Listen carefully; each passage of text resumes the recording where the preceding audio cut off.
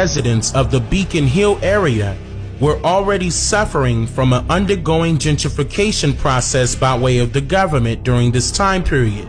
And politicians with political power thought it would be a great opportunity to cover a lie with another lie and another lie and then another lie. And here's why.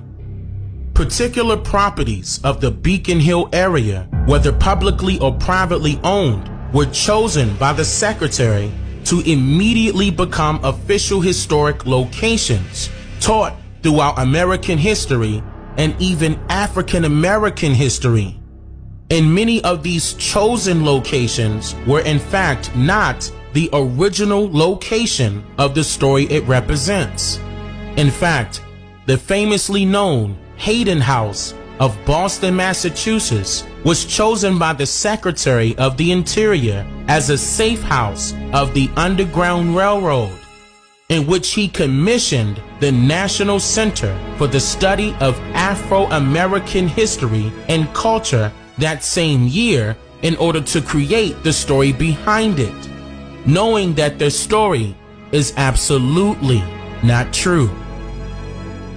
Now, in conclusion, people would say that history was written by the victors, and that's the reason why history is the way it is.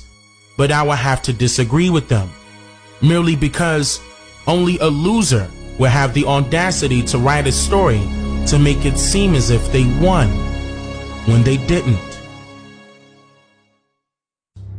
Which segues into the story of Harriet Tubman, which is one of the many objects that has been used in our history books as a slave ship in a sense for several years now, even though the origin of the story was truthfully meant to garner an influx of money and public attention from a certain group of people by being utilized as a symbol to make servants feel like leaders and to draw out human emotions that are attached to a said hero or heroine.